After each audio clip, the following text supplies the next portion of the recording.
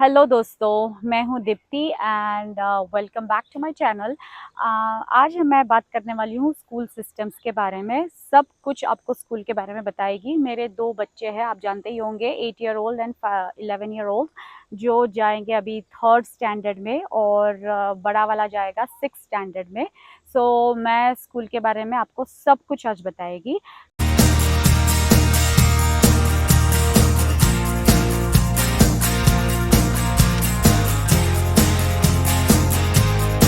सो schools यहाँ पे दो तरह के होते हैं, एक प्राइवेट एंड एक पब्लिक स्कूल। वो बेसिक मेन है। जनरली यहाँ पे 80 to 90% लोग पब्लिक स्कूल्स में ही जाते हैं, जो बहुत अमीर रहते हैं। जैसे कि जनरली मैंने देखे हैं डॉक्टर्स के बच्चे या ऐसे जो अफोर्ड कर सकते हैं, तो वो लोग ही प्राइवेट स्कूल्स में जाते हैं।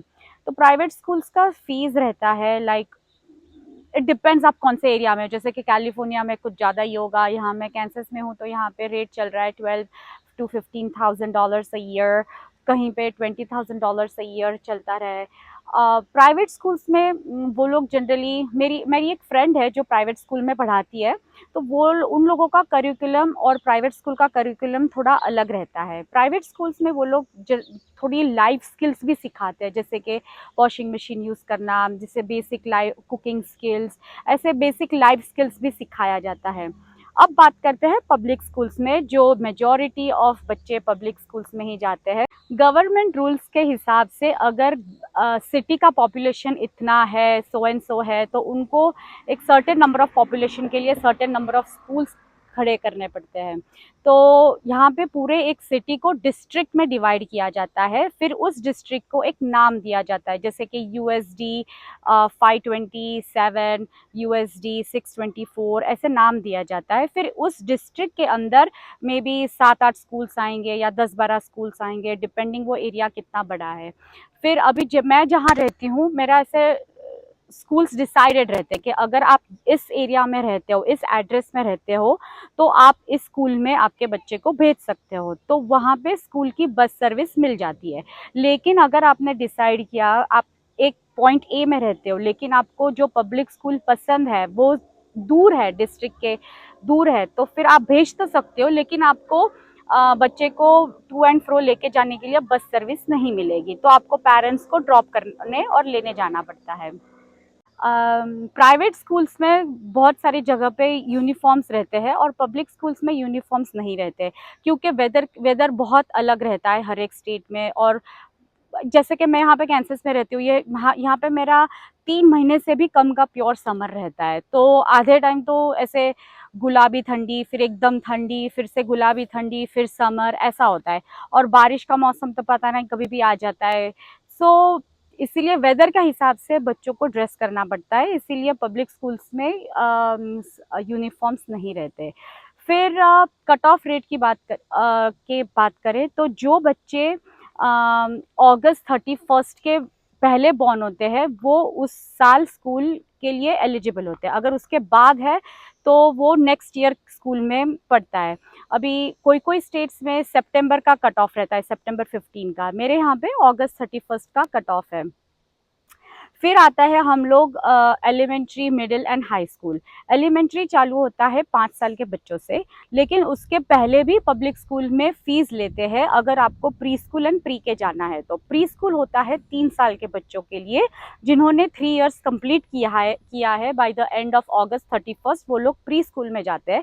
मेरे दोनों बच्चे प्री स्कूल नहीं, मेरा छोटा वाला प्री स्कूल गया है, जो हाफ डे का रहता है, 9 to 11, और फिर बाद में सेकेंड बैच रहता है 1 to 3। तो मेरा छोटा वाला है वो प्री स्कूल गया हुआ है 1 to 3 के बीच में। और आधे दिन का ही रहता है, ताकि उन्हें इनफ ये रहे। फिर आता है प्री स्कूल। प्री स्कूल है 4 इयर्स जिसका कंप्लीट है। उन बच्चों के लिए, उनको भी हाफ डे का ही स्कूल रहता है। आप मॉर्निंग सेशन या आफ्टरनून सेशन सिलेक्ट कर सकते हो, लेकिन उसमें फीस रहता है, मंथली फीस मैंने दिया हुआ है उस टाइम पे $175 अ मंथ। वो आप सुन सकते हो, $175 अ मंथ प्री के एंड प्री स्कूल के लिए। उसके बाद आता है एलिमेंट्री। एलिमेंट्री चालू होता है फर्स्ट ग्रेड से फिफ्थ ग्रेड तक।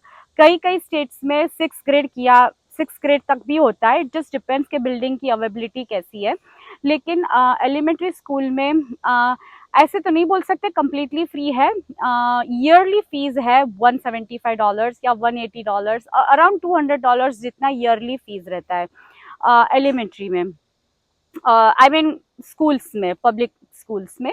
उसके बाद स्टेशनरी की बात करते हैं, तो स्टेशनरी का पैसा वो एक स्कूल चालू होने के पहले एक लिस्ट आ जाता है कि इस ग्रेड के बच्चों को ये वाला इतनी स्टेशनरी चाहिए, जैसे कि पेंसिल्स, रबर, शार्पनर और क्रेयॉन्स, वाटर पेंट और वो सब रहता है।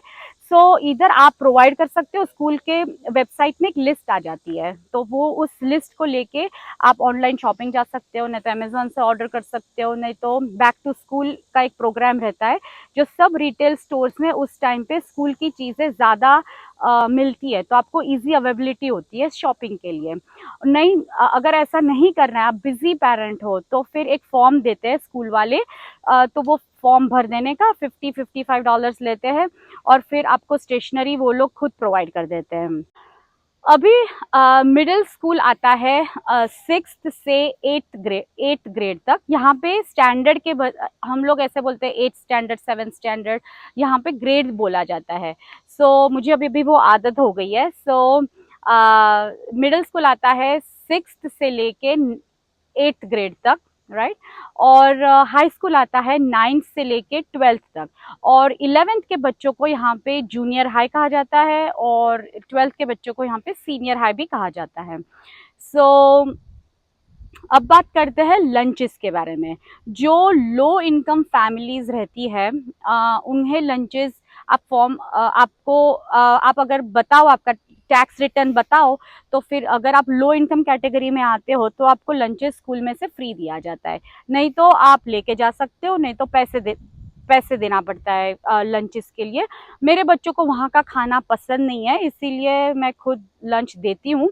लेकिन अगर कभी कोई पिज्ज़ा हो या ऐसा हो तो वो लोग वहाँ पे खा लेते हैं, जो एक अकाउंट में एक एक्यूमुलेट होता है, but end of the month, नहीं तो एंड ऑफ द ईयर में हम लोग उसका पैसा भर देते हैं। स्कूल और एक बात है कि स्कूल्स में कोई सर्विसेज दी जाती है, जैसे कि स्कूल में एक फुल टाइम नर्स होनी बहुत ज़रूरी है। तो वो जैसे कि वैक्सीनेशन रिकॉर्ड्स का ट्रैक रखती है, जैसे कि बच्चों जब ड्यू रहते हैं वैक्सीनेशन, तो वो लोग पेरेंट्स को ईमेल करते हैं कि भाई आपका वैक्सीनेशन लिस्ट भेजो बच्चे का, नहीं तो कभी कभी एनरोलमेंट में प्रॉब्लम हो जाती है। तो इसीलिए यहाँ पे यूएस में बच्चों के लिए तो एक डॉक्टर रखना बहुत ज़रूरी है, क्योंकि आपको वैक्सीनेशन अपडेटेड रखना पड़ता है, जो स्कूल्स में देना पड़ता है।